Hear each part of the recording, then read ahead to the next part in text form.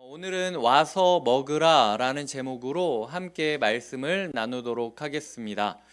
어, 얼마 전에 봤던 아마 작년 이맘때인가 한 1년은 안 된 것 같은데요. 한 드라마가 있었습니다. 오늘은 좀 매울지도 몰라 라는 드라마였는데요. 혹시 이 드라마 보신 분 있으십니까? 네. 목사가 하는 것은 없이 드라마만 본다고. 네. 이게 원래 어떤 책으로부터 시작한 이야기인데요. 이 책이 본인의 이제 그 삶을 에세이식으로 블로그에 정리해 놨던 걸 그 한 작가가 이렇게 모아서 출판한 책입니다. 그 드라마를 보면 이혼하려고 남편과 아내가 준비를 하고 있다가 이혼하려고 하는 그때에 아내가 대장암 선고를 받아요. 그리고 요양병원으로 가야 되나 말아야 되나 막 이런 얘기를 하다가 나 병원 못 간다고, 당신이 나 돌봐줬으면 좋겠다고. 그래서 졸지에 이혼하려다가 갑자기 아내의 병수발을 들게 된 작가인 남편의 이야기를 그리고 있는 자전적 드라마였습니다. 남편이 아내를 생각하는 마음으로 식탁을 차려주면서 그 레시피를 블로그에 정리를 하는 거예요. 이 항암 그 치료를 받으면서 이런 부분들을 식사를 해야 되니까 입맛도 없고 그런 거죠. 자극적이지 않게 최대한 몸에 좋은 것들을 주려고 이렇게도 해보고 저렇게도 해보고 그렇게 썼던 그의 마음. 점점 블로그가 기록될수록 아내의 병이 심해지지만 그럼에도 불구하고 최대한 좋은 것을 먹여주고 싶다는 남편의 사랑이 그 레시피에 담겨 있는 것들이 그려지는 것이 그 드라마였습니다. 그 드라마 11화인가 그랬는데요. 이런 대사가 있습니다. 함께 남의 밥을 챙기는 게 소중하지 않을 수 없다. 그래야 가족이니까 라는 대사가 기억이 났습니다. 우리가 생각하는 예수님과의 식사라고 생각하시면 어떤 장면이 생각나시나요? 대부분 최후의 만찬을 생각하실 때가 있죠. 그런데 최후의 만찬도 우리가 요즘 하고 있는 성찬과는 좀 다른 모습이지 않았습니까? 가정집에서 오붓하게 자기의 제자들과 마지막 저녁을, 명절 마지막 저녁을 보내는 식탁의 모습인 거죠. 우리로 치자면 얼마 전에 보낸 설 명절 가운데 정말로 친한 식구들 몇 명이 모여가지고 같이 고기 구워 먹는 그 정도의 느낌? 그게 예수님이 제자들과 함께 먹고 마셨던 그런 식탁의 모습인데, 우리는 그런 식탁의 모습을 생각했을 때 달그락거리는 스테인레스 그릇 소리, 장엄한 오르간 소리, 혹은 마음을 울리는 찬송가를 연주하는 건반 소리를 떠올릴 때가 있다라는 거죠. 오늘 장면도 사실은 부활의 식탁이죠. 부활하고 예수님이 함께 식탁을 나누는 중인데, 이 달그락거리는 스테인레스 통도 없었고, 그리고 잘 정돈된 카스테라도 없었고, 그리고 멋진 옷을 입고 흰색 가운을 입고 돌아다니는 집례위원도 없었고, 그리고 마이크를 통해서 계속 읊조려지는 성경 구절도 없었습니다. 그저 밤새 야근하고 복귀하던 근로자들이 있었죠. 당직을 서는 것처럼 밤새 그물질했던 어부들이 있었고요. 그리고 그들이 조금 전에 잡았던 물고기가 있었습니다. 무트로 돌아와 보니 누가 만들었는지를 알지 못하는 떡이 있었고, 이걸 예수님이 직접 반죽을 했을 수도 있고 예수님이 누군가한테 받아왔을 수도 있지 않겠습니까?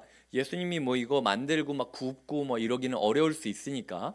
여튼 예수님이 어디서 빵을, 누군가 만들었을지 모르는 빵을 가져오셨고 직접 숯불을 구워서 그 준비를 하고 있었습니다. 마치 캠프파이어를 하다 보면 펜션 앞에서 타닥타닥 불멍하기 딱 좋은 것, 그래서 고구마 던지기 딱 좋은 그 모습 그대로 예수님이 생선을 구우시려고 준비하고 있는 모습을 그리고 있죠. 그리고 그 앞에 우리가 아는 대로 주님이 앉아 계셨습니다.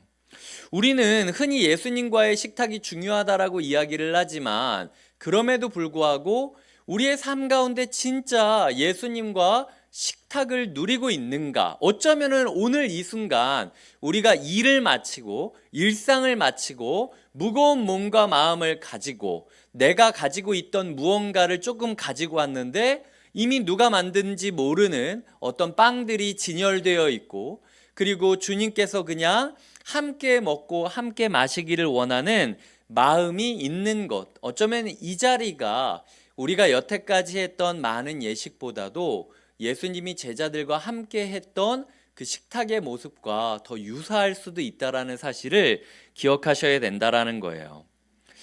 예전에 또 다른 드라마를 봤을 때, 도깨비라는 드라마였는데 기독교적이지는 않지만 한 사람이 죽습니다. 죽어서 그 젊은 귀신이 한 사람한테 나타나서 요청을 하는데, 요청이 무엇이었냐면 자기 집 냉장고를 좀 채워달라라는 내용이었습니다. 하숙생이고 수험생이었는데 자기 집 냉장고를 채워달라는 거죠. 영문도 모르고 냉장고를 채웠는데 알고 보니까 자기 엄마가 그 죽은 사람, 죽은 딸을 그리워하면서 집에 들어와 유품을 정리하던 중에 냉장고를 열었더니 그래도 얘가 뭘 좀 먹었구나 라는 마음이 들어서 가득 채워진 냉장고를 보면서 일말의 위로를 얻었다라는 그 내용이 들어가 있는 그 구절이 있다라는 거죠. 사실은 부모 마음이 다 그렇지 않습니까? 어떤 상황이건 간에 얘가 살았건 죽었건 무엇을 하건 간에 그냥 잘 먹었으면 좋겠다, 배가 따뜻했으면 좋겠다 라는 마음이 있는 것이 사랑하는 사람의 마음이라는 거죠. 오늘 본문은 예수님을 봤음에도 불구하고 예수님을 피하여 도망쳤던 제자들의 모습을 그리고 있습니다. 우리로 치자면 사고 치고 집 나간 아이가 며칠 만에 부모를 만났을 때 그 길거리에서 부모가 그 아이를 보고 뭐 이 뺨을 걷어 올리고 싶기도 하고 막 멱살을 잡고 소리를 지르고 싶기도 할 텐데, 몇 날 며칠 울면서 아이를 찾아 헤맸던 그 부모가 그저 말 건넬 수 있는 말이 무엇이겠습니까? 밥은 먹었냐? 밥 먹자. 그래서 뭐 뜨끈한 국밥이 있는 순댓국집, 아니면은 집에서 식은 밥이 아니라 자기도 며칠 동안 막 돌아다니면서 애를 찾았으니까 쉽지 않았을 텐데도 불구하고 내가 밥 해줄게. 최대한 따끈따끈한 밥을 해주고 싶은 것. 그리고 그 식탁 가운데 사실은 며칠이 지난 반찬을 그냥 따끈한 밥과 국에 먹고 있는 것이지만 아무 말 하지 않아도 아이는 아는 거죠. 아, 나는 버림받지 않았구나. 내가 그렇게까지 했는데도 우리 부모는 나에게 여전히 사랑을 베풀고 있구나. 아무 말 필요 없이 그저 밥 먹자, 밥 먹었냐? 라고 이야기하는 것으로부터 그 아이는 사랑을 느낄 수 있는 것. 어쩌면은 제자들은 지금 이 식은 밥 주고 싶지 않은 예수님의 사랑을 통하여 아무 말 하지 않아도 마음 따뜻해지는 시간이었을 것입니다. 제가 본문을 보면서 한번 생각해 보게 되었습니다. 최후의 만찬과 오늘 식사 중 어떤 자리가 예수님한테는 더 어려웠을까?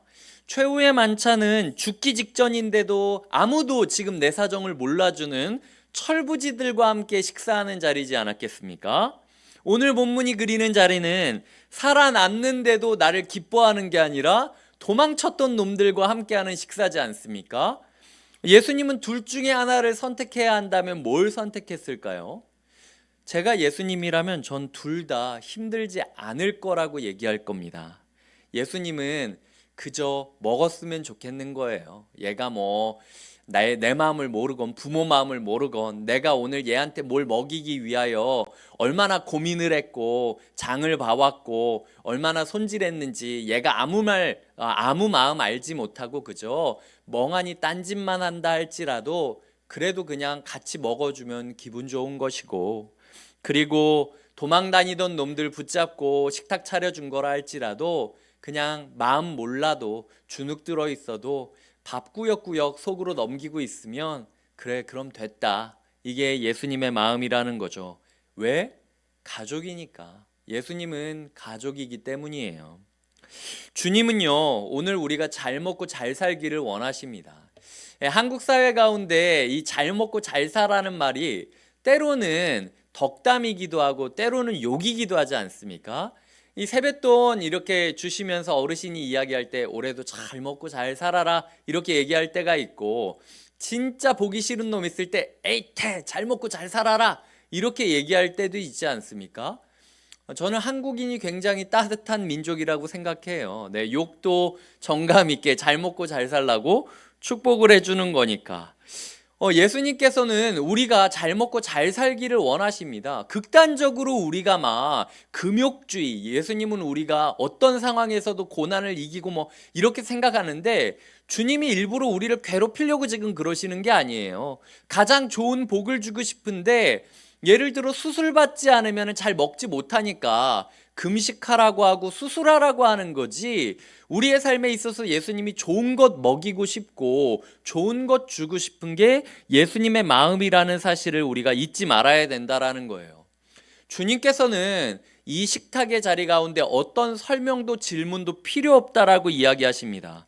제자들은요, 이 식탁 가운데 어떠한 질문도 하지 않았고 어떠한 설명도 듣지 못했어요. 그냥 딱 하나, 이 식탁은 나를 위해 준비된 식탁이구나, 요거 하나만 기억하고 있었다라는 거죠. 비록 곁에 있는 교회에서 막 진수성찬은 아니라 할지라도 우리가 가진 최선의 것을 가지고 이 자리에 오신 성도 여러분들과 함께 먹고 함께 나누려고 하는 겁니다. 왜? 주님께서 그러길 원하시니까. 주님께서 오늘 하루 이 자리에 앉아 계신 분들에게 수고했다라고 얘기해 주고 싶기 원하시니까. 그리고 100마디 말보다 그냥 하나의 빵 입에 넣어주고 싶기 원하시니까. 그걸 예수님께서 우리를 향한 뜻이라고 믿기 때문에 이런 자리를 마련했다라는 거죠. 성찬에 대해서 제가 찾다가 이 4가지 구절을 찾았습니다. 예수님이 성찬에 대해서 이야기하는 구절인데, 마태복음 26장 27절에 보면 또 잔을 가지사 감사하시고, 이 감사 기도하시고라고 번역되기도 하는데, 이 감사하시고라는 말이 유카리스테오라는 단어입니다. 마가복음에는 또 이 단어가 나옵니다. 또 잔을 가지사 감사하시고 그들에게 주시니. 누가복음에는 이 단어가 2번이나 나옵니다. 잔을 받으사 감사하시고 떡을 가져 감사하시고. 고린도전서에도 이 단어가 나옵니다. 축사하시고 라는 단어가 나오는데, 이 축사하시고 라는 단어가 유카리스테오, 감사하다 라는 단어인 것이죠. 이 신약 성경 안에서 성찬과 관련된 단어가 나올 때 본문이 나오는 모든 4가지 본문에 모두 다 시작을 감사로 시작하셨다라는 걸 기억하셔야 돼요. 예수님은 주님과 함께 먹고 마시는 우리에게 있어서 무엇을 원하시느냐? 주님에 대한 감사로 시작하기를, 그리고 주님의 감사를 닮아가기를 원하고 있다라는 사실을 기억하셔야 된다라는 거죠. 이것이 오늘 주님께서 우리에게 주시는 단 한 단어라는 것입니다. 이광희 목사의 설교 뭐 이러고 저러고 다 기억 못해도 좋으니까 그냥 이 자리 너를 위해 만든 자리인 걸 기억하고, 오늘 하루 내가 너한테 수고했다라고 말하는 마음만 받아줬으면 좋겠다. 이게 오늘 주님이 우리에게 주신 말씀이라는 겁니다. 이제 말씀을 맺겠습니다. 제가 하나의 글을 읽으면 다 같이 다음 글을 읽어주시면서 오늘 자리를 기념했으면 좋겠는데요. 제가 읽도록 하겠습니다. 이곳은 우리 구주의 환영 식탁이며 여러분을 초대합니다. 다른 사람씩만 하면 여러분은 이 식탁에서 자신의 가족을 만나게 될 것입니다. 의무감에서가 아니라 필요에 의해 나오십시오. 구원을 입증하기 위해서가 아니라 그리스도가 가시는 곳이면 어디든 따르겠다는 용기를 위해 나아오십시오. 말하기 위해서가 아니라 듣기 위해 나오십시오. 자신이 기대하는 것을 들으려 하기보다 성령께서 여러분 가운데 행하시는 방식에 문을 여십시오. 그러므로 슬퍼할 것이 아니라 기뻐해야 합니다. 이것은 하나님이 주관하시는 축제이기 때문입니다. 상처 입은 자가 사랑의 공동체로 형성되는 곳이며 악인의 패배가 시작된 것을 기념하는 잔치입니다. 이 글은 다시 한번 같이 읽어볼까요? 시작. 상처 입은 자가 사랑의 공동체로 형성되는 곳이며 악인의 패배가 시작된 것을 기념하는 잔치입니다. 아멘. 이 글은 한 외국에 있는 목사님이 성찬을 묵상하면서 적으셨던 초대 글이라고 합니다. 그 글을 제가 가지고 와봤어요. 오늘 하루 어떤 삶을 살아오셨건 수고 많으셨습니다. 주위를 보시며 한번 인사 나눠볼까요? 수고하셨습니다. 애쓰셨습니다. 네. 네. 그 다음에 다시 한번 인사 나누겠습니다. 맛있게 드세요. 다 드세요. 네. 참고로 제가 봤을 때 이거 우리 다 못 먹을 수도 있는데 너무 많이 지금 다들 가져오셔서 다 먹을 때까지 남아 있어야 되는 겁니다. 못 먹으면 들고 가셔야 되는 겁니다. 아셨죠? 네. 함께 잠깐 같이 기도하도록 하겠습니다.